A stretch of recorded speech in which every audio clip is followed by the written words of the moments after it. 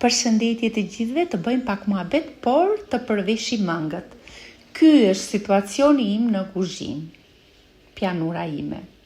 Pis, mbasi kemi gatuar, mbasi kemi kuqur mish, andej këtë më the të thash, edhe nuk kam turp fare, po ja tregoj. Kjo është, më thënë, realiteti prapa skenave, realiteti me gjithmonë kur shkon në punë, vrap andej, vrap këtë, na njëri lejmë kështu, edhe unë po ja tregoj, jam sinqerisht, dhe më thënë nuk e kam problem shumë. Kur bëjmë ato publicitat, tak, fak, bëjmë me gishta kështu, por e kotësh, se pos përdore vaj brylash, olio di gomiti kur thon këtu në Itali, atëre ke rezultat. Unë kam gjetë zgjidhje me këtë forneton që laj furrin e sopës, por aman ju duhet shikoni materialin që keni. Pianurën si që shkonu në kam prijame dhe nuk e prish fare. Unë i nxef mirë ato pjastrat kur gatuaj, që t'jenë të ngrota, hedh këtë forneton e spërkas, e leja 4-5 minuta dhe e laj, e shpraj mirë.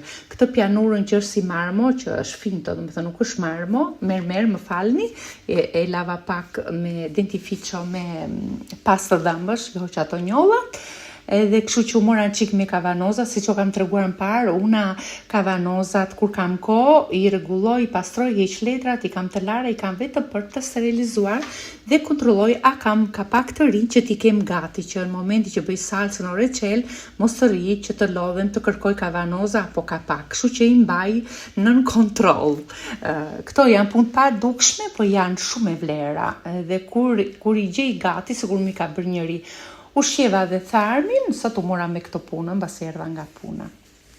Thash, 2 ishin zgjidhjet, o të ulsha në divan, o të përvisha mangët, e thash, jepi Eli se ty po të presin. Ky është rezultati, kavanozat, pianura, futa dhe disa kavanozat që kanë letrat, unë i lej gjithë natën në ujë të ftohtë, i hiqet letra kollaj, këto kavanozat i futa në për arka të pasë dhe i kam gati, vë në kantin dhe i kam gati. Këto janë kavanozat që lej që t'i hiqet letra dhe kaq.